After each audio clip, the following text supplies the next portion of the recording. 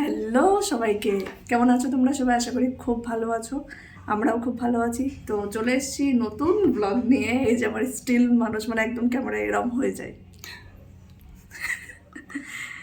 তো আজ দেখতে পাচ্ছ আমরা সবাই বাজার থেকে এলাম, কারণ কালকে আমরা যাচ্ছি মায়াপুর।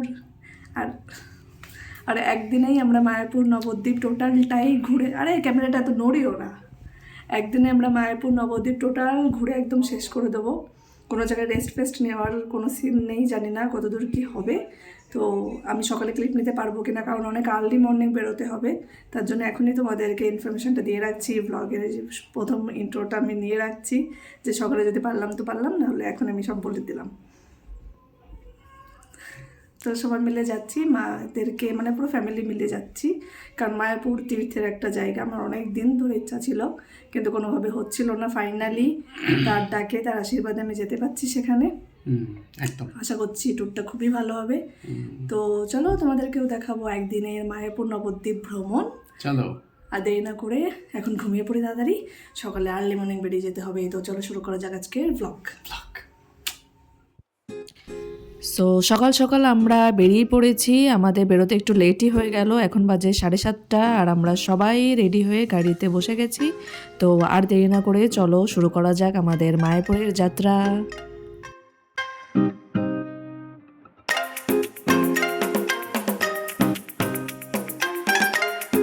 তো এই দেখো আমরা পৌঁছে গেছি শান্তিপুর, আর এদিকে সব তাঁতের শাড়ি শোকানো হচ্ছে। শান্তিপুর মানে তাঁতের শাড়ির জায়গা। তো আমরা এরকম রাস্তা জুড়ে দেখতে পেয়েছিলাম অসংখ্য শাড়ি এইভাবে শোকানো হচ্ছে।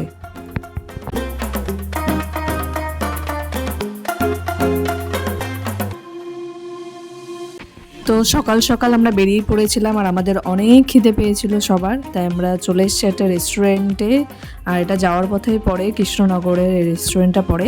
তো রেস্টুরেন্টটা কিন্তু ভালোই ছিল, দেখতে বেশ সুন্দর ছিল, অনেকটা বড় স্পেস নিয়ে। তো আমরা খাবার অর্ডার করে দিয়েছি। আমি তো বাঙালি মানুষ, আমার লুচি তরকারি ফেভারিট। তো চলে এসছে আমার লুচি তরকারি, আর এই যে সব সাউথ ইন্ডিয়ান মানুষ, এরা এদের ধোসা অর্ডার করে বসে আছে, আর এদের ধোসা এখনও আসেনি। তো আর দেরি না করে আমরা তাড়াতাড়ি খাওয়া শুরু করে দিই। আর এই যে ঠান্ডায় কাঁপাকাঁপি শুরু করে দিয়েছে, আর অনেক ঠান্ডা লাগছিল। তো ফাইনালি অনেকটা ওয়েট করার পরে এত বড় একটা ধোসা চলে এসে দেখাচ্ছে, আর ধোসাটা কিন্তু ভীষণ টেস্টি ছিল, যেমন দেখতে তেমনই খেতে, যেটা না খেলে মানে আমি বলতেই পারবো না। তোমরা যারা মায়াপুর যাবে তারা কিন্তু অবশ্যই এই রেস্টুরেন্টটাই দাঁড়াবে, এটা কৃষ্ণনগরে পড়ে। ভীষণ সুন্দর খেতে, তো আমার তো ভীষণই ভালো লেগেছিল। তার জন্যে আমি আর ওয়েট না করে আমার নিজের জন্য একটা ধোসা অর্ডার করে নিয়েছি। এখন চলো তাড়াতাড়ি খেয়ে নিই। আর এই ঠান্ডার মধ্যে সবশেষে একটু চা না হলে তো হবেই না। তো আমরা চায়ে চুমুক দিয়ে আবার শুরু করে নিলাম আমাদের যাত্রা। ওই যে দেখো মন্দিরের চূড়া, এখান থেকে দেখা যাচ্ছে। আমরা ফাইনালি মায়াপুরে ঢুকতে চলেছি, বেশ অন্যরকম একটা অনুভূতি হচ্ছিল, ভীষণ ভালো লাগছে।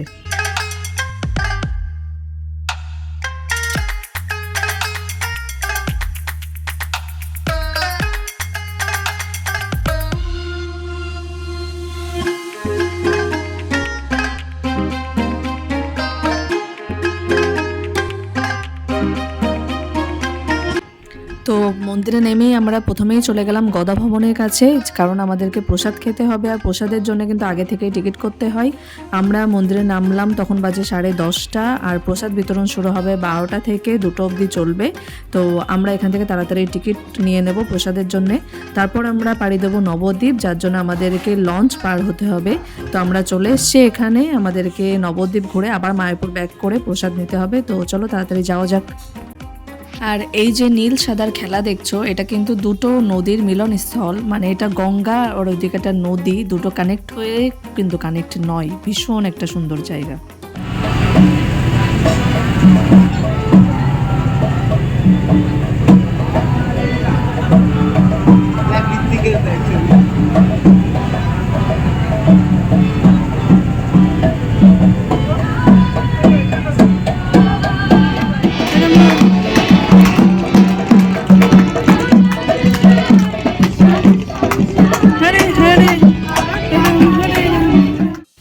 তো সুন্দর হরিনাম শুনতে শুনতে আমরা পৌঁছে গেলাম নবদ্বীপ। আর প্রথমেই আমরা ঢুকে গেলাম রাধা গোবিন্দ মন্দিরে, যেটা ভীষণই সুন্দর লাগলো। চলো তোমাদের সাথেও আমরা ঘুরে দেখি একসাথে রাধা গোবিন্দ মন্দির।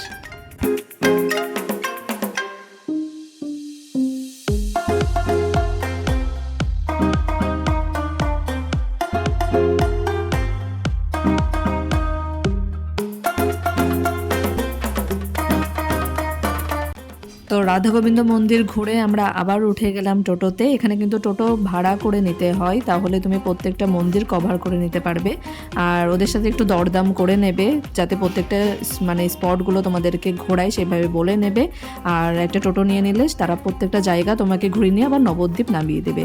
তো আমরা রাধা গোবিন্দ মন্দির ঘোরা পরে চলে এলাম শ্রী চৈতন্য প্রভুর জন্মস্থানে। এই যে সেই নিম গাছ, এই নিম তলায় কিন্তু তার জন্ম হয়েছিল। আমরা চলো পুরোটা ঘুরে দেখি।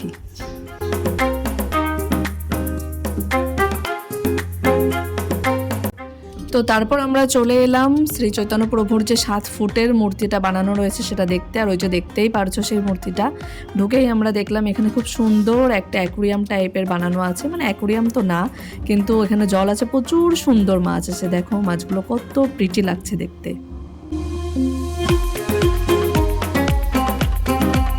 আর যাওয়ার পথেই তোমাদেরকে এন্ট্রি নিতে হবে এরকম কৃত্রিম একটা গুহার মধ্যে দিয়ে, যেটা ভীষণ সুন্দর লাগলো আমার যাওয়ার সময়, বেশ ভালো।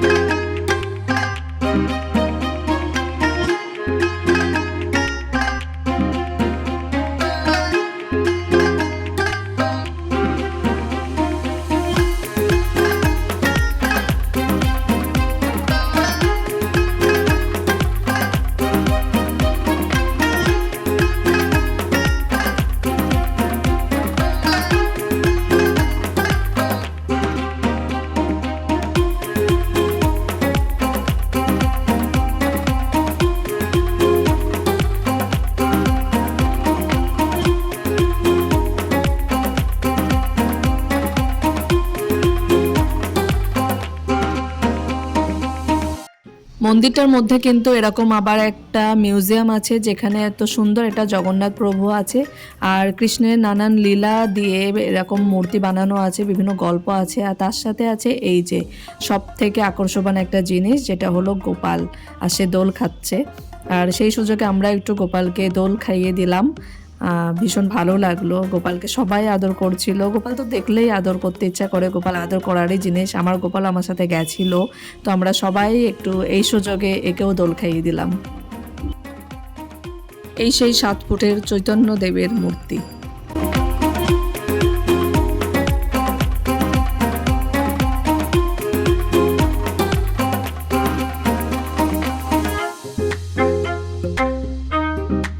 তারপর আমরা চলে এলাম সোনার গৌরাঙ্গ দেখতে। আর এই যে তোমরা দেখতেই পাচ্ছ, এটা হলো সোনার গৌরাঙ্গ। নেক্সট আমরা চলে এসেছি বিষ্ণুপ্রিয়া মন্দিরে। বিষ্ণুপ্রিয়া ছিলেন শ্রী চৈতন্য প্রভুর দ্বিতীয় স্ত্রী, যার সাথে উনি যখন নবদ্বীপে এসেছিলেন শেষবারের মতো দেখা করতে এসেছিলেন।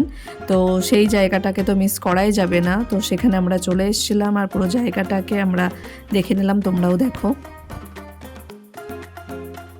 তো নেক্সট তোমাদেরকে দেখাবো ধামেশ্বর মন্দির। আর ধামেশ্বর মন্দিরের বিশেষত্ব হলো এখানে শ্রী চৈতন্য প্রভুর খড়ম দুটো সংরক্ষিত করে রাখা আছে। এখানে গেলে তোমরা তার খড়ম দুটো দেখতে পাবে। আমরা গেছিলাম আর সেটা দেখলাম, আর দেখো তোমাদেরকেও দেখাচ্ছি, সেটা খুবই ভালো লাগবে তোমাদেরকে দেখে, অদ্ভুত একটা ফিলিংস হবে। এই যে সেই খড়ম, যেখানে তুমি হাত দিতে পারবে, দেখতে পারবে, এটা একটা অদ্ভুত অনুভূতি। এরপর আমরা চলে এসেছি পোড়ামাতা মন্দিরে। পোড়ামাতা মন্দিরটা খুবই এখানে জাগ্রত, আর এটা একটা বাজারের মধ্যে মন্দিরটা অবস্থিত। এখানে প্রতিনিয়ত অনেক পুজো হয়, অনেক দর্শনার্থী আসে। তো এখানে গেলে তোমরা অবশ্যই এই মন্দিরটা ভিজিট করে এসো, ভালো লাগবে।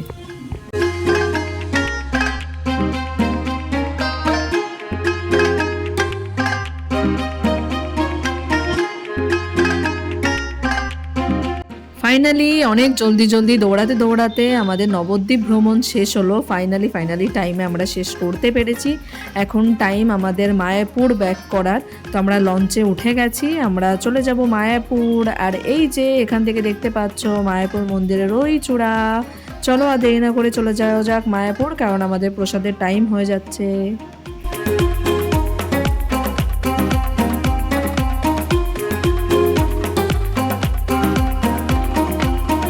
আমরা কিন্তু সঠিক সময়ে প্রসাদের জন্য পৌঁছে গেছি, আর আমরা সবটুকু নবদ্বীপে কভার করে আসতে পেরেছি। এটা খুবই ভালো লাগছে। আর এখানে কিন্তু প্রসাদ নেওয়ার জন্য, বসে খাওয়ার জন্য ভীষণ ভালো ব্যবস্থা আছে। এইভাবে বসে সবাই প্রসাদ খেতে পারবে। আর প্রসাদ আমরা খাওয়ার পরে বেরিয়ে পড়েছি গৌশালায় যাওয়ার উদ্দেশ্যে। গৌশালা কিন্তু মন্দিরের মধ্যেই আছে, মানে মায়াপুর যে মন্দির চত্বর তার মধ্যেই আছে। সেখানে তুমি লোকাল টোটো পেয়ে যাবে, এরকম সেখান দিয়ে যেতে পারবে। তো আমরা একটা টোটো করে নিয়েছি, এখন আমরা যাচ্ছি গৌশালা।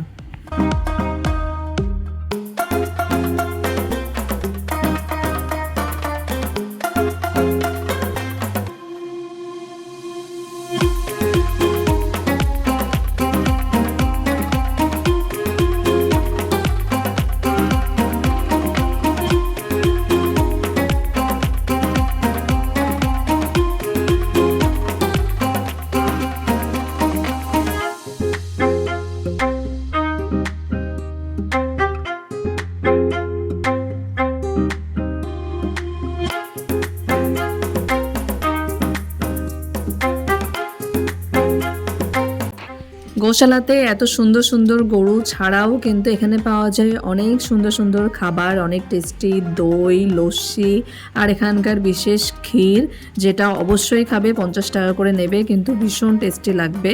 আমি খেয়েছি, আমরা সবাই খেয়েছি, ক্ষীর, লস্যি সব কিছুই খেয়েছি, আর ভীষণ ভালো লেগেছে সেগুলো। আর এই গরুগুলোকে খাওয়ানোর জন্য তোমরা এখান থেকে কিছু খাবার কিনে নিতে পারো, যেগুলো এদেরকে খাওয়াতে পারো। বাইরে থেকে কোনো খাবার অ্যালাউ না। আর এখানে পুজোর বিভিন্ন সামগ্রীও তোমরা কিনতে পারবে, ধূপ থেকে শুরু করে অনেক কিছু এখানে কিনতে পারবে।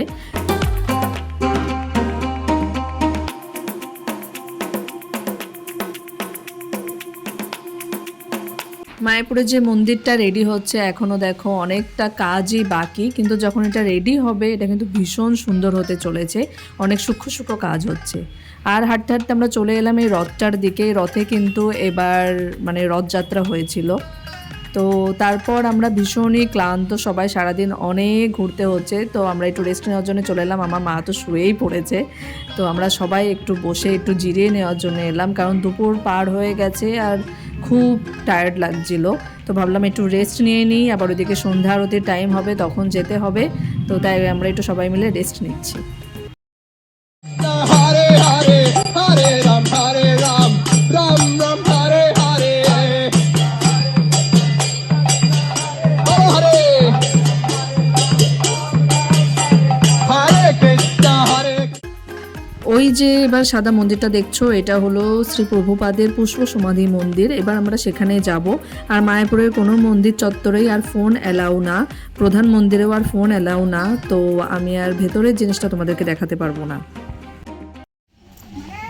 ফাইনালি আমরা ক্লান্ত, বিভ্রান্ত সারাদিন পর এখন আমরা সুন্দর করে বাড়ির পথে রওনা দিচ্ছি মায়াপুর থেকে মায়ের বাঁধনে জড়িয়ে। তো সুন্দর চাঁদ দেখতে আর এই মায়াপুরের আবহাওয়া এনজয় করতে আমাদের আজকের মতো জার্নি শেষ। তো একদিনে কিভাবে নবদ্বীপ মায়াপুর টোটালটাই ভ্রমণ করা যায় সেটা তো তোমরা দেখেই নিলে। আমরা কিন্তু টোটালটাই কভার করে নিলাম। আসার পথে গরম চা না হলে তো হবে না, কারণ ভীষণ ঠান্ডা। তো চলো আস্তে আস্তে বাড়ির দিকে যাওয়া যাক। সবাই ভালো থেকো, সুস্থ থেকো। দেখা হবে নেক্সট ব্লগে। কিছু ভালো লাগলে ব্লগটা অবশ্যই লাইক করো। তো টাটা।